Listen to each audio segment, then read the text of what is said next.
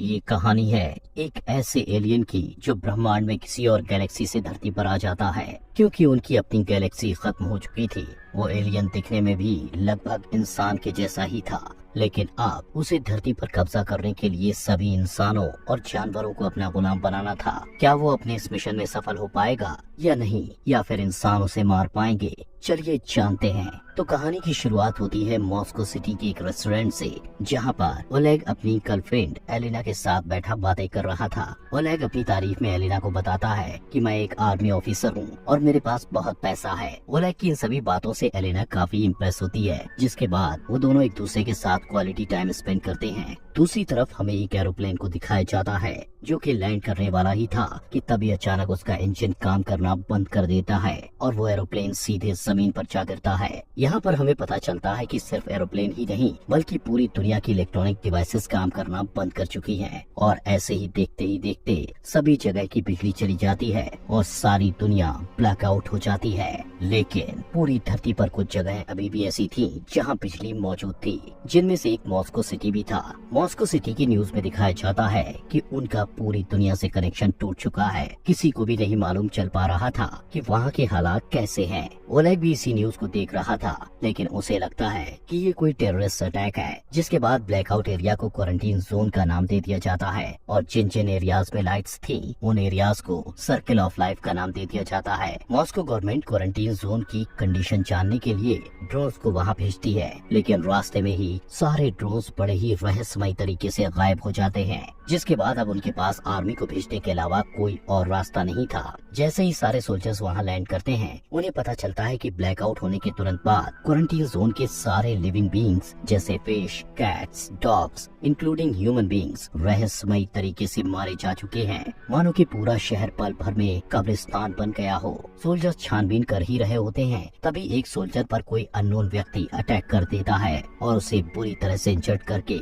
उसके वेपन्स के साथ वहाँ से भाग जाता है। सभी लोग उस पर गोलियां भी चलाते हैं, जिससे उसे घंटा भी फर्क नहीं पड़ता, जिससे सभी सोल्जर्स को रियलाइज होता है कि वो किसी आम खतरे से नहीं जूझ रहे। और देखते ही देखते 1 महीना गुजर जाता है, लेकिन किसी को भी अभी ये पता नहीं चल पाता कि वो किसी बड़े खतरे से जूझ रहे हैं। इसीलिए गवर्नमेंट सारे स्पेशल फोर्सेस को वापस एक नए मिशन ज्वाइन करने के लिए बोलती है। जिसके बाद हमें इस मूवी के एक और लीडिंग कैरेक्टर यूरी को दिखाया जाता है, जो कि अपनी बूढ़ी माँ के साथ रहा करता था। यूरी की माँ को गजनी की तरह भूलने की बीमारी थी, उनकी कंडीशन बिल्कुल ठीक नहीं थी। लेकिन ज्वाइनिंग लेटर मिलते ही यूरी अपने दिल पर पत्थर रखकर अपनी माँ को पड़ोसियों के भरोसे छोड़कर मिशन पे निकल पड़ता है। जिसके बाद सोल्जर्स का एक नया बैच बनाया जाता है, जहाँ लेफ्टिनेंट मेरीना क्वारंटीन जोन से मिली डेड बॉडी की फॉरेंसिक रिपोर्ट का खुलासा करते हुए सभी सोल्जर्स को बताती है कि उन सभी की डेथ न्यूरोटॉक्सिन जहर के कारण हुई है, जो कि उनकी अपनी बॉडी ने खुद से ही उनमें पैदा किया था, क्योंकि किसी रहस्यमय चीज ने उनकी बॉडी को ऐसा करने पे मजबूर किया था। दिन ढलते ही सारे स्पेशल फोर्सेस क्वारंटीन जोन में जाने के लिए तैयार हो जाते हैं। इस फोर्स में ओलेग भी शामिल था। तब उसे वहाँ उसकी हाल ही में बनी गर्लफ्रेंड एलिना दिखाई पड़ती है, जो उन लोगों के साथ एज अ डॉक्टर जाने वाली थी। ये लोग आपस में बातें कर ही रहे थे कि तभी वहाँ का इमरजेंसी अलार्म बजने लगता है। सारे सोल्जर्स अपनी पोजीशंस लेकर जंगल की तरफ गन पॉइंट करके खड़े हो जाते हैं। लेफ्टिनेंट मेरीना बताती है कि जंगल से कोई चीज काफी तेजी से उनकी तरफ बढ़ रही है, जो कि साइज में उनसे काफी बड़े हैं। तभी वो सारे जीव सोल्जर्स पर अटैक कर देते हैं और सारे सोल्जर्स भी अपने बचाव में अंधाधुंध फायरिंग करना शुरू कर देते हैं। अब हमें अगली सुबह का सीन दिखाया जाता है, जहाँ पर बहुत सारे सोल्जर्स मारे जा चुके थे। फिर हमें ये पता चलता है कि वो सारे जीव जंगली भालू थे। किसी को समझ नहीं आ रहा था कि आखिर भालुओं ने झुंड में उन पर हमला क्यों किया था। नेक्स्ट सीन में हमें ओलेग को दिखाया जाता है, जो कि बीती रात इंजर्ड हो गया था और उसकी गर्लफ्रेंड एलिना उसका ट्रीटमेंट कर रही होती है। वैसे ये वाली ट्रीटमेंट बाकी के ट्रीटमेंट से थोड़ी हटकर थी। एनीवे, बढ़ते हैं मूवी की स्टोरी की तरफ। शहर के दूसरे हिस्से में साशा नाम का एक लड़का हॉस्पिटल में एडमिट था। ब्लैकआउट होने के बाद से साशा के साथ कुछ अजीबोगरीब चीजें हो रही थी। उसे बहुत से लोगों की आवाजें सुनाई देने लगी थी। वो काफी अजीबोगरीब विजन्स भी देखता था, जिसमें कोई गंजा आदमी उसे तंग कर रहा होता है। दरअसल ब्लैकआउट के बाद साशा के पास कुछ सुपर पावर्स आ गई थी। आँख खुलते ही उसके सामने जेनिया नाम का एक आदमी आता है, जो कि खुद को उसका दोस्त बता बताता है। वो उसे बताता है कि ये सब वेव अटैक के कारण हो रहे हैं। पहले वेव ने सभी इलेक्ट्रॉनिक डिवाइसेस को ठप कर दिया, दूसरे वेव ने सारे बायोलॉजिकल ऑर्गेनिज्म को सेल्फ डिस्ट्रॉय कर दिया और तीसरे वेव से क्वारंटीन जोन में जो भी सर्वाइवल रह गए वो वेव्स उन लोगों के थ्रू अपने ही लोगों पर अटैक करने को मजबूर कर देगा, क्योंकि वो लोग हमेशा के लिए एक पपेट की तरह बन जाएंगे। इससे हमें ये मालूम चलता है कि क्वारंटीन जोन में अभी भी बहुत से लोग जिंदा हैं, लेकिन साशा को जेनिया की कोई बात पल्ले नहीं पड़ती और वो घबराकर गार्ड को आवाज लगाता है, लेकिन गार्ड्स को वहाँ कोई भी दिखाई नहीं देता, क्योंकि साशा जेनिया से अपने माइंड में ही बात कर रहा था और जेनिया फिजिकली रूप से कमरे में मौजूद नहीं था। इन सभी घटनाओं की वजह से सर्कल ऑफ लाइफ के सारे सिविलियन रोड्स पर उतर आते हैं। वे सभी सोल्जर्स पर ही अटैक करने लगते हैं, क्योंकि उन्हें ऐसा लग रहा था कि ये सब गवर्नमेंट की कोई चाल है।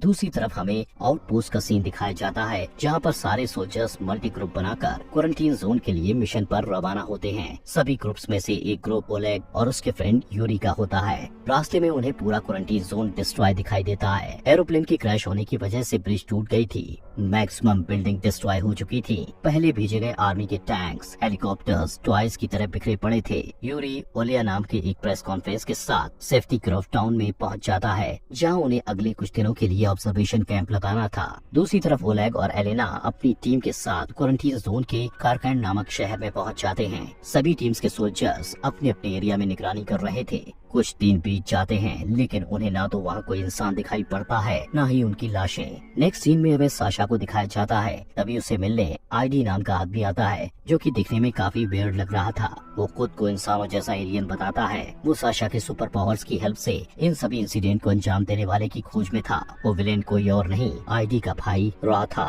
और वो आईडी की तरह ही एक एलियन था। आईडी बताता है कि जब ब्लैकआउट हुआ था तब तुम सर्कल ऑफ लाइफ और क्वारंटीन जोन के बॉर्डर पर थे, जिस वजह से तुम में ये पावर्स आई हैं। साशा को कुछ समझ आता उसके पहले ही लेफ्टिनेंट मरीना और उसके सोल्जर्स वहां आ जाते हैं और आईडी पर गन पॉइंट कर देते हैं, लेकिन आईडी मरीना के सोल्जर्स का माइंड मैनिपुलेट कर लेता है, जिससे सोल्जर्स को मरीना आईडी की तरह दिखने लगती है और आईडी मरीना की तरह। इससे होता ये है कि सारे सोल्जर्स मरीना पर ही गन पॉइंट कर देते हैं। आईडी मरीना से कहता है कि तुम्हारे मानव जाति को अगर कोई बचा सकता है तो वो सिर्फ मैं ही हूँ, इसीलिए एक बार काम होकर मेरी बात सुनो। जिसके बाद मरीना आईडी को इंटरोगेशन रूम में ले जाती है। आईडी बताता है कि वो और उसके लोग अर्थ के जैसे ही प्लेनेट के एक रेसिडेंट हैं और काफी साल गुजर जाने के बाद भी हम बूढ़े नहीं होते और ना ही वो कभी मरते हैं जब तक उन्हें कोई मार ना दे। वो बताता है कि जल्द ही हमारे प्लेनेट का सूरज डिस्ट्रॉय होने वाला है, इसलिए हम लोगों को एक नई प्लेनेट की तलाश है और फिर हमने तुम्हारे प्लेनेट अर्थ को चुना। इसीलिए मुझे और मेरे भाई रॉ को अर्थ पर भेजा गया ताकि हम बाकी लोगों को यहाँ लाने के लिए अर्थ को अच्छे से तैयार कर सके। और तो और धरती पर बनाई गई अंडर वाटर वर्ल्ड पिरामिड जैसी चीजें 2 लाख साल पहले हम एलियंस ने ही बनाए थे, लेकिन मैं नहीं चाहता कि रॉ तुम सभी को खत्म कर दे, मैं उसे रोकना चाहता हूँ। और तो और अगले 48 घंटे में हमारी स्पेसशिप यहाँ पहुँचने वाली है। रॉ अपने प्लान के मुताबिक क्वारंटीन जोन के सर्वाइवल को एज अ पपेट वेपन तुम लोगों पे इस्तेमाल करने वाला है। मरीना को आईडी की बातों पर बिल्कुल भी बिलीव नहीं होता। दूसरी तरफ यूरी की टीम को क्वारंटीन जोन में एक जख्मी बच्चा दिखाई देता है, जो कि अभी जिंदा था। वो लोग उसकी मदद करते हैं और उनसे जानकारी लेने की कोशिश करते हैं, लेकिन तभी वो बच्चा उनमें से एक सोल्जर को चाकू से स्टैब करके मार देता है, जिसके बाद यूरी को ना चाहते हुए भी उस बच्चे को शूट करके मारना पड़ता है। ओलिया ये सब देखकर घबरा जाती है। हालांकि ये केवल लड़ाई की शुरुआत थी। रात होते ही क्वारंटीन जोन में रॉ के इशारों पर नाचने वाले पपेट सारे टीम पर अटैक कर देते हैं, जिसके बाद उन सभी के बीच भयानक जंग छिड़ जाती है। यूरी के बहुत सारे लोग मारे जा चुके थे, इसलिए वो अपनी मदद के लिए आउटपोस्ट की तरफ फ्लेयर गन चलाता है। बाकी के सोल्जर्स उनकी मदद को आते उसके पहले अदर टीम भी फ्लेयर गन के थ्रू मदद मांगने लगती है। अब ये बेचारे भी कंफ्यूज थे कि वो किसकी मदद को चाहें। मरीना को इस इंसिडेंट की खबर मिलते ही उसे आईडी की सारी बात सच होती दिखाई देती है। अब उसके पास कोई रास्ता भी नहीं था, इसलिए वो आईडी की हेल्प लेने के लिए अग्री हो जाती है। लेकिन सवाल ये उठता है कि क्यों आईडी मानव जाति की मदद करना चाहता है? क्यों वो अपने ही भाई को मारना चाहता है? क्या एलियंस के पास भी दिल और फीलिंग्स होती हैं? आईडी मरीना से कहता है कि रॉ को ढूंढने के लिए उन्हें साशा की जरूरत पड़ेगी। रॉ को मारते ही मैं उन ह्यूमन पपेट्स को कंट्रोल करके रोक सकता हूँ। मरीना आईडी और जेनिया के साथ आर्मी बेस पर पहुँचती है, किसी को भी आईडी पर भरोसा नहीं था कि वो उसकी मदद करेगा। इसी बीच यूरी की टीम पर एक बड़ा अटैक होता है, जिससे एक एक करके सारे टीम मेंबर्स मारे जाते हैं। अब सिर्फ यूरी और ओलिया ही जिंदा रह गए थे। पपेट्स की संख्या ज्यादा थी, जिस वजह से वो दोनों बाकी की टीम के पास जाने की कोशिश करते हैं ताकि साथ मिलकर उनका मुकाबला किया जा सके। इधर आईडी साशा को ध्यान लगाने में उसकी मदद कर रहा था ताकि वो रॉ के लोकेशन का पता लगा सके। कुछ देर कोशिश करने के बाद फाइनली रॉ के लोकेशन का पता चल जाता है, जो कि क्रॉस सिटी के एक बिल्डिंग पर है और वहीं से वो सारे लोगों को कंट्रोल कर रहा है। ये वही सिटी थी जहां यूरी और ओलिया अकेले सर्वाइवल बचकर भागे थे। आईडी मरीना से तुरंत किरोव के लिए निकलने को कहता है। फिर वे सभी निकलने की तैयारी करते हैं। तभी उन्हें पता चलता है कि पपेट्स ने सर्किल ऑफ लाइफ पर भी अटैक कर दिया है। इसका मतलब ये था कि रॉ का थर्ड वेव असर दिखाने लगा है। ज्यादा समय जाया न करते हुए आईडी मरीना और उसके सोल्जर्स किरोव के लिए निकलते हैं। साशा आईडी से कहता है कि रॉ ने मुझे देख लिया है, वो मुझे मार डालेगा, प्लीज मुझे तुम अपने साथ ले चलो। लेकिन आईडी उसे कहता है कि तुम यही बेस पर सुरक्षित हो, वहाँ तुम्हें खतरा है। और ये कहकर आईडी मरीना के साथ वहाँ से निकल पड़ता है। मरीना के बेस कैंप से कुछ दूर पहुँचते ही रॉ साशा की लोकेशन जान लेता है और उसे मारने के लिए बहुत सारे मिसाइल्स भेजता है। बेस कैंप पर मौजूद सारे सोल्जर्स उन मिसाइल्स को रोकने की कोशिश करते हैं, लेकिन इसका कोई फायदा नहीं होता और दूर खड़ी मरीना की आंखों के सामने पूरा बेस तबाह बर्बाद हो जाता है। अनलकी बेचारा साशा भी मारा जा चुका था। ये सब देखकर मरीना को बहुत गुस्सा आता है और वो आईडी पर गन पॉइंट कर देती है और कहती है, तुम ये सब पहले से ही जानते थे, क्यों तुमने ये घटिया हरकत की। जिस पे आईडी उसे कहता है कि सिर्फ हम ही लोग ऐसे हैं जो पूरे मानव जाति को बचा सकते हैं। रॉ को साशा की लोकेशन का पता चलना ही था। अगर वो हमारे साथ होता तो अब तक हमारा भी कबाब बन चुका होता, इसलिए हमें ये कदम उठाना पड़ा।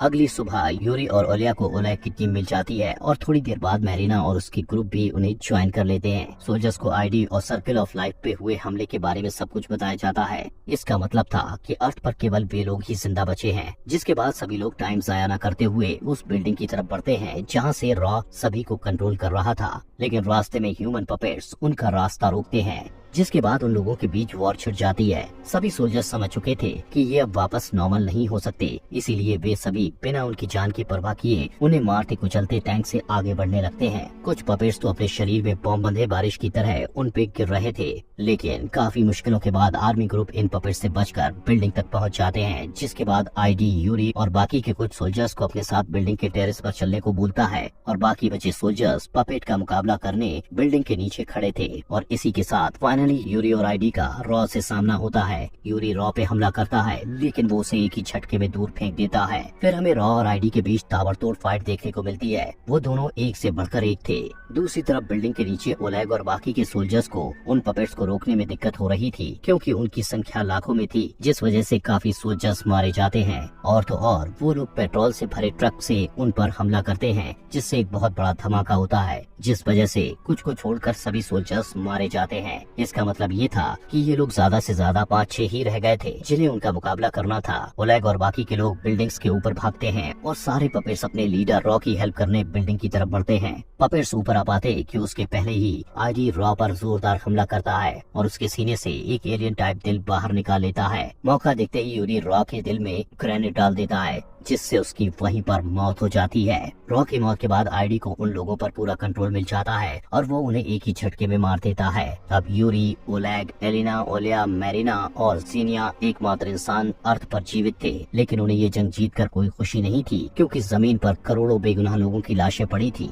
पूरी दुनिया कब्रिस्तान बन चुकी थी। आईडी एंड में सभी को बताता है कि इंसानों में प्यार और रहम नहीं है। तुम इंसान सिर्फ अपने बारे में सोचते हो, इसलिए रॉ इंसानों को अर्थ से खत्म करना चाहता था ताकि एलियंस यहाँ शांति से रह सके। लेकिन मेरा मकसद कुछ और ही था। और इसी के साथ इस मूवी के सबसे बड़े सच का खुलासा होता है। दरअसल आईडी मानव जाति की मदद इसलिए कर रहा था ताकि वो लोग उसे अपना मसीहा मान लें, इनफैक्ट उसे अपना भगवान मानना शुरू कर दें। दिन गुस्से में आईडी से कहता है, तुम सब जानते थे, फिर तुमने ब्लैकआउट होने से क्यों नहीं रोका? तो वो बताता है कि अगर मैं उसे रोक लेता तो किसी के दिल में मौत का खौफ नहीं होता, कोई भी मेरी बात नहीं सुनता, और तुम इतने लोग इंसानों की पॉपुलेशन बढ़ाने के लिए ही काफी हो। इसका मतलब ये कमीना शुरू से लेकर अंत तक अपना फायदा देख रहा था, जिसे अंजाम देने के लिए उसने करोड़ों लोगों की जान ले ली। ये सब सुनते ही सभी को बहुत गुस्सा आता है और एलेना आईडी पर गन पॉइंट कर देती है, जिस पे यूरी उसे कहता है, अपनी गन नीचे करो, इसके जैसे लाखों आ रहे हैं, उसे कैसे रोकोगी? इसका जिंदा रहना बहुत जरूरी है। ये लोग बात कर ही रहे थे कि जेनिया आईडी पर चाकू से हमला करता है, लेकिन आईडी उसके माइंड को मैनिपुलेट कर लेता है है, जिससे मरीना मारी जाती है क्योंकि वो उसे आईडी की तरह दिख रही थी और आईडी मरीना की तरह है। ओलेग गुस्से में आईडी को मारने आगे बढ़ता है, तभी यूरी उसे ऐसा करने से रोकता है, जिस वजह से उन दोनों में फाइट शुरू हो जाती है। यूरी ओलेग को ऑलमोस्ट खत्म करने ही वाला होता है कि ओलिया यूरी को शूट करके इंजर्ड कर देती है,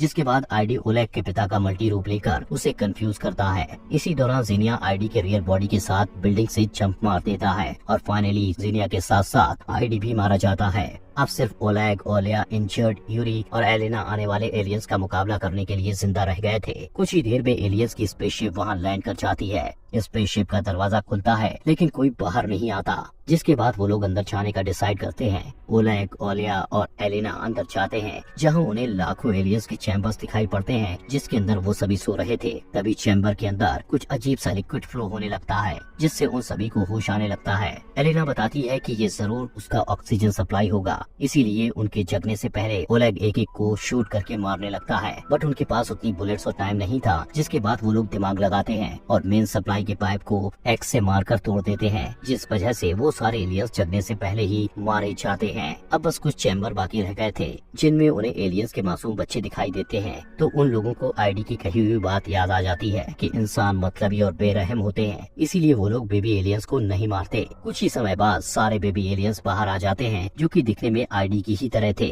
और इसी के साथ ये मूवी यहीं पर खत्म हो जाती है।